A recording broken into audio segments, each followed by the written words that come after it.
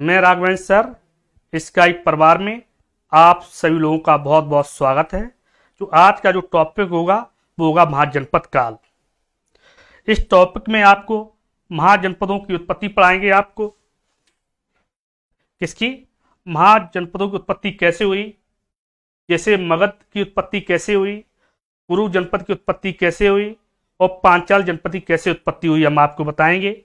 इस शाक वंश की उत्पत्ति कैसे हुई, मौर्य वंश की उत्पत्ति कैसे हुई और कुलीय वंश की उत्पत्ति कैसी हुई, इसका उल्लेख हम बारी बारी से करेंगे।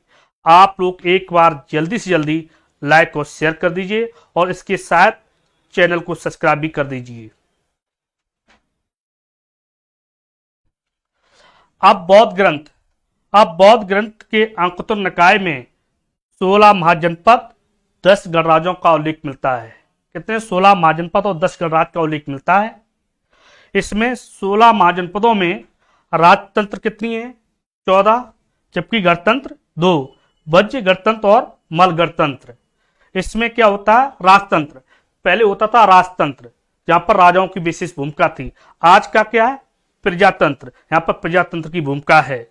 लेकिन गणतंत्र में क्या होता है? गणतंत्र में ही एक संघ का राजा होता था, एक संघ का राजा होता था और संघ की सर्वोच्च मान होता था, जैसे वज्र और मल्ल।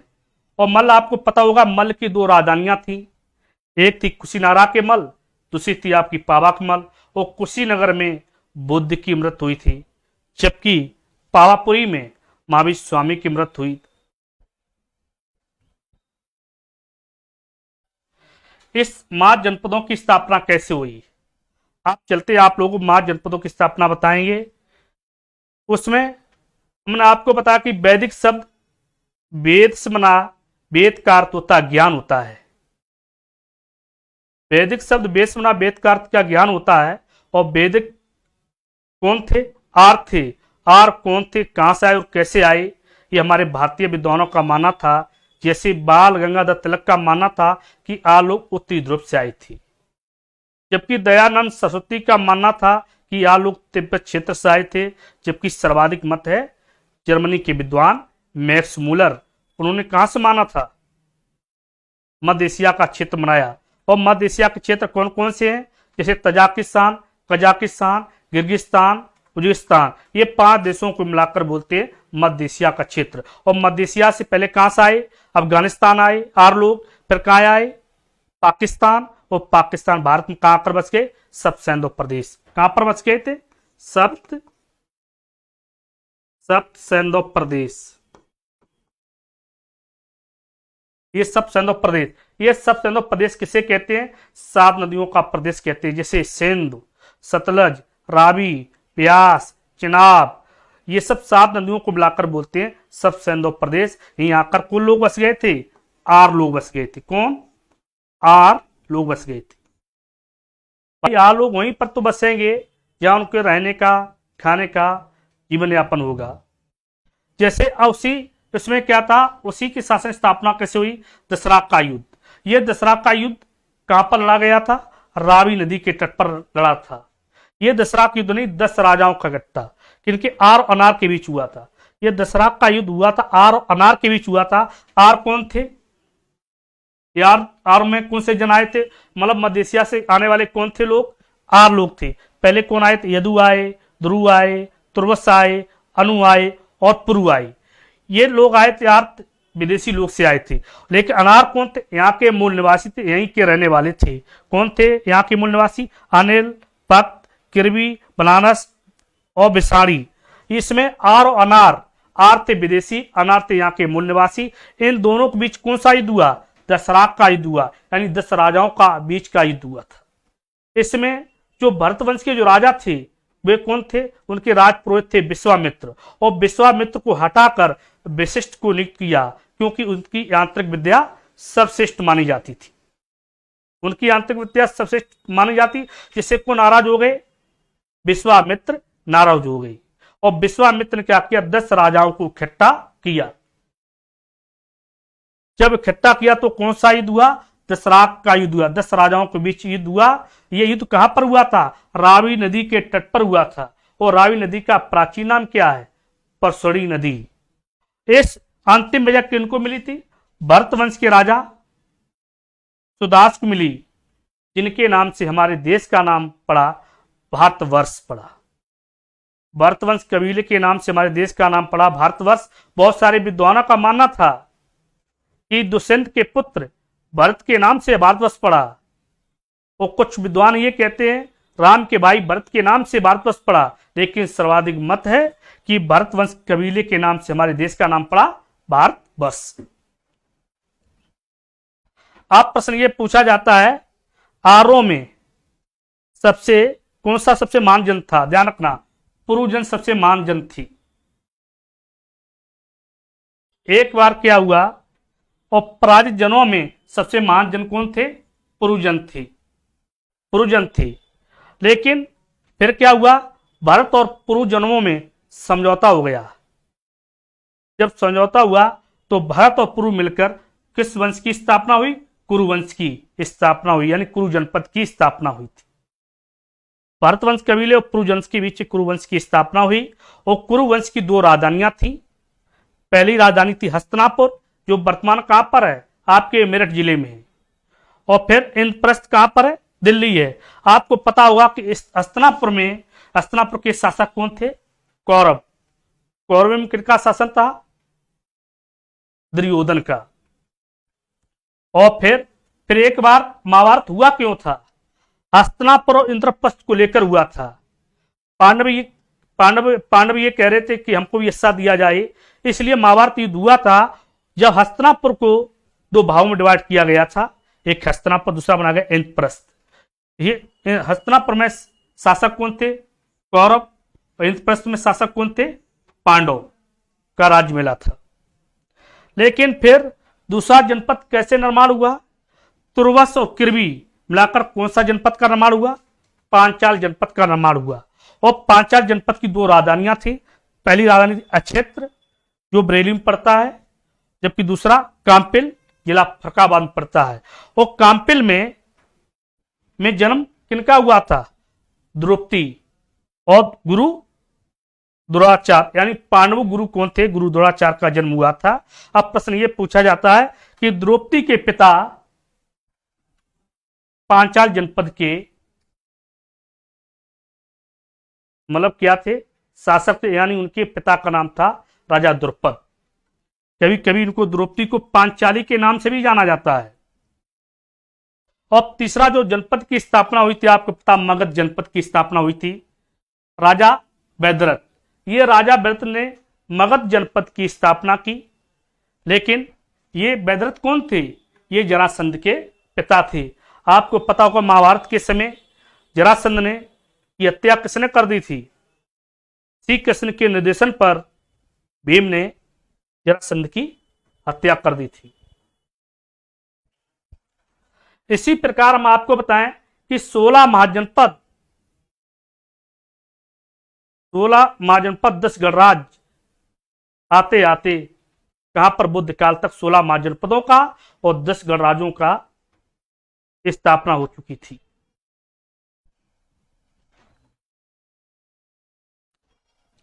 अब जनपदों की स्थापना क्या है? जनपदों की स्थापना, जैसे हमने आपको बताया राजा प्रसेनजित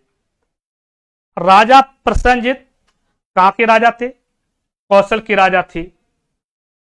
और राजा बिम्बसार मगध की राजा थी, जिनकी राजधानी क्या थी? राजगृह थी।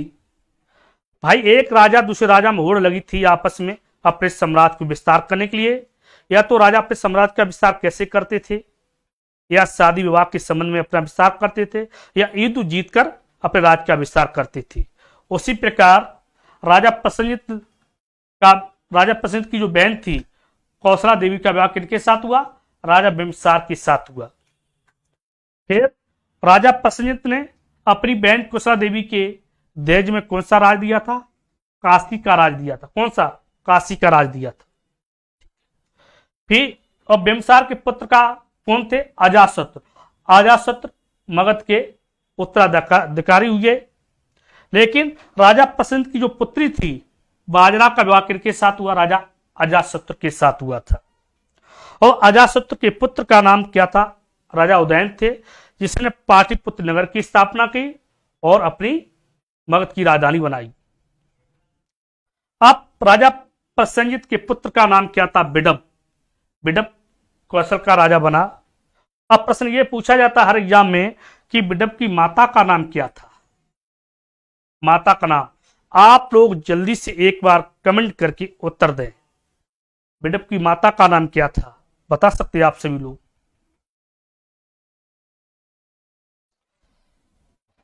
जैसे हम आपको बताएं, साक गणराज। साक गणराज यानी साक जनपद की राजधानी दो थी। एक थी लुम्बिनी वन, जो नेपाल सरकार ने एक लुम्बिनी नामक राज बना दिया था। दूसरा कौन था? कपिलवस्तु, वर्तमान उत्तर प्रदेश के जिला सिद्धार्थनगर में पड़ता है। और कपिलवस्तु के शासक कौन थे? राजा शुद्धोधन थे, जो बुद्ध के पिता थे। राजा शुद्धोधन के उत्तराधिकारी कौन थे? राजा भद्रक। और राजा भद्रक के उत्तराधिकारी कौन थे? राजा महानामा। और राजा महानामा की जो दासी थी वो थी बासबक्तिया। क्या थी? बासबक्तिया थी।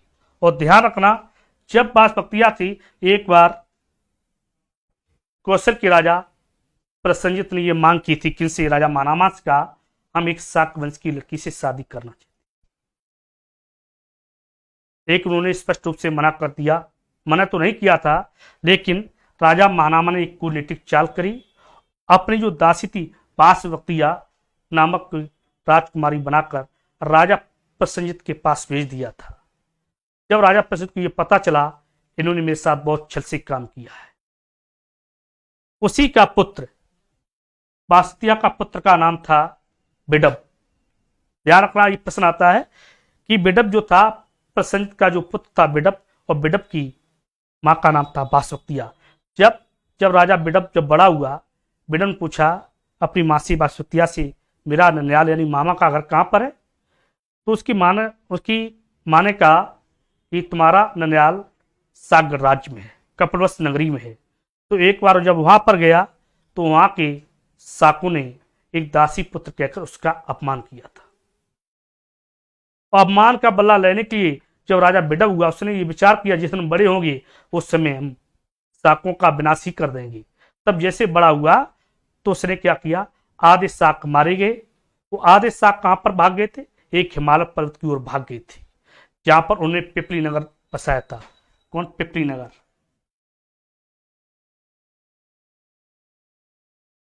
पिपली वन, पिपली वन नगर बसाया था, जहां पर मोरों की जनसंख्या ज्यादा थी। और मोरों की गुंजायमान या कूक से मौर्य शब्द से क्या बना? मौर्य शब्द बना। और चंद्रगुप्त मौर्य का जन्म इसी गणराज्य में हुआ था, जिस प्रकार एक मौर्य वंश की उत्पत्ति हुई थी। अब साक जनपद की स्थापना कैसे हुई? आपको पता होगा कि राजा इक्ष्वाक और राजा इक्ष्वाक की 4 पुत्र थे और 4 पुत्रियां थी, यानी टोटल कितनी? 9 संतानें थी। कितनी? 9 संतानें थी। लेकिन 9 संतानें के होने के बावजूद ही राजा इक्ष्वाक ने दूसरा विवाह किनके साथ कर लिया था? निवोड़ा नामक स्त्री के साथ विवाह कर लिया था, जिससे जो पुत्र पैदा हुआ था वो जंतु नाम का पुत्र पैदा हुआ था। लेकिन जो दूसरी जो रानी थी निवोड़ा ने क्या कर दिया? इन 4 राजकुमारियों को राजमहल से बाहर निकलवा दिया था।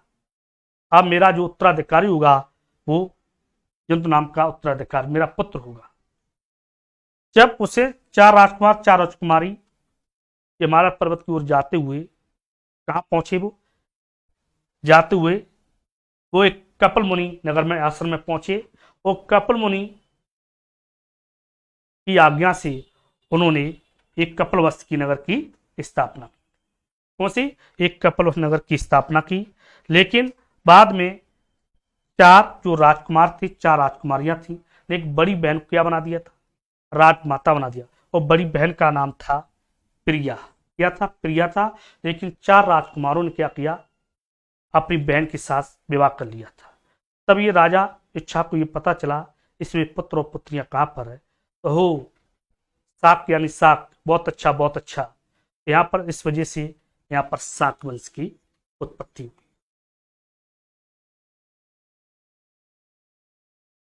शाक वंश की उत्पत्ति हुई थी। ठीक, इसलिए भारत का एक नया गणराज्य बन गया, शाक गणराज्य। फिर क्या हुआ कि उनकी जो बड़ी बहन थी राजमाता प्रिया, वो प्रिया को कौन सा रोग हो गया था?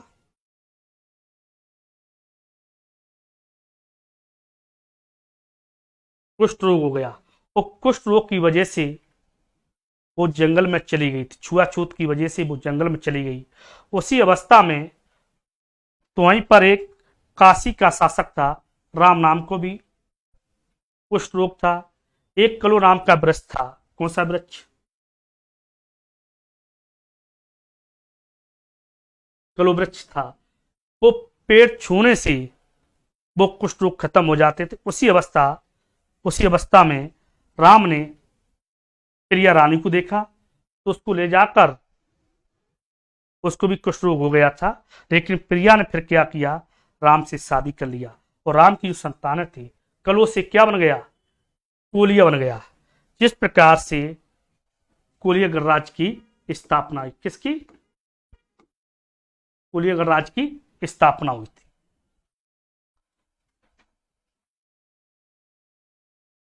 जैसे गणराज्यों की स्थापना आपको बताया था मैंने, कपिलवस्तु के शाक गणराज्य की स्थापना कैसे हुई। यहाँ की राजा थी सुद्धोधन, और सुद्धोधन के पुत्र बुद्ध का इस गणराज्य में जन्म हुआ था। फिर हमने आपको बताया रामग्राम के कोलिये, और कोलिये के शासक कौन थे? राजा अंजन थे। और राजा अंजन की दो पुत्रियां थीं, मां माया देवी और प्रजापति गौतमी। लेकिन बुद्ध की मां कौन थी? मां माया देवी।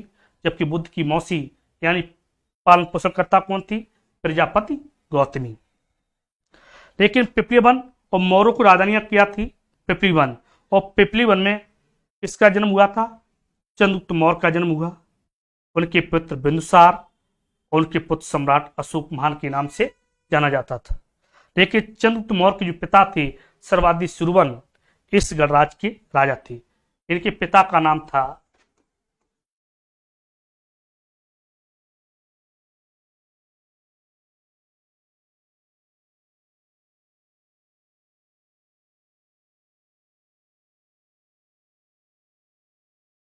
सूरमन। यहाँ के राजा थे।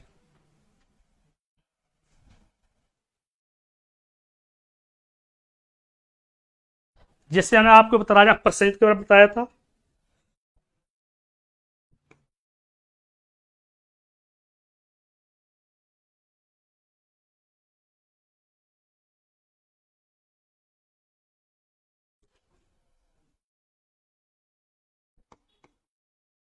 राजा प्रसेनजित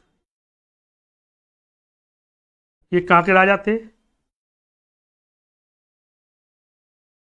कौशल के राजा थे।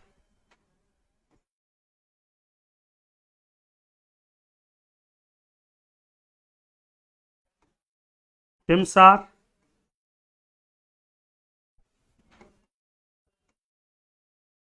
मगध के राजा थे। आप राजा प्रसेनजित महाभारत की ओर चल रहे। राजा प्रसेनजित के पिता का नाम था राजा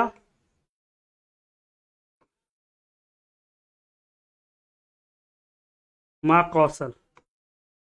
क्या नाम था? माँ कौशल। और माँ कौशल के पिता का नाम था क्या?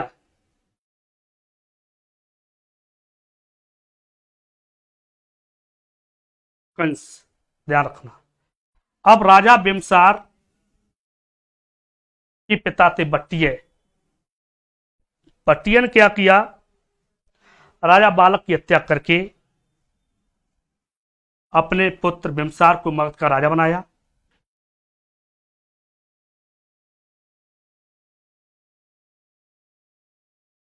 राजा बालक।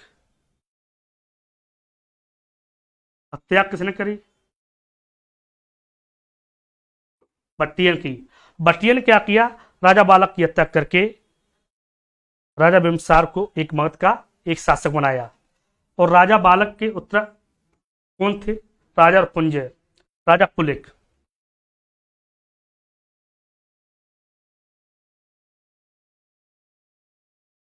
राजा पुलिक। और राजा पुलिक के बाद आपका क्या? राजा पुंजय।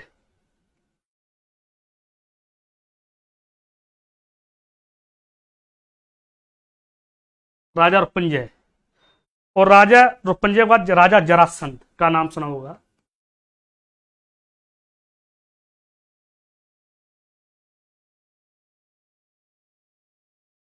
राजा जरासंध। और राजा जरासंध के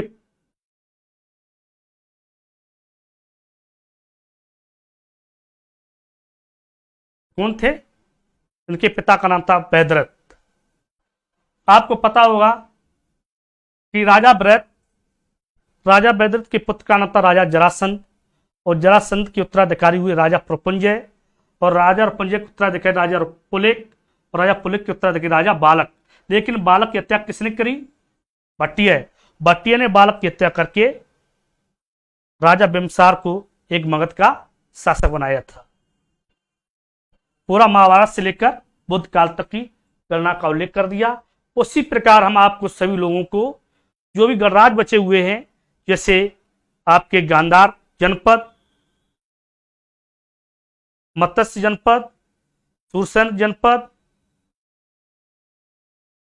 और आपके ये कौशल महाजनपद, इसका उल्लेख हम ये किसने स्थापना की, हम जैसे आपको पढ़ जाएंगे सुकुमार गिरी पर्वत, पेटद्वीप के ब्राह्मण, ऐसी गणना हम करेंगे। सब लोग पूरा विस्तार से आप सभी लोग समझाएंगे हम। लेकिन आप सभी लोगों को बहुत बहुत धन्यवाद। एक बार आप सभी लोग लाइक और शेयर कर दीजिए और चैनल को सब्सक्राइब भी कर दीजिए।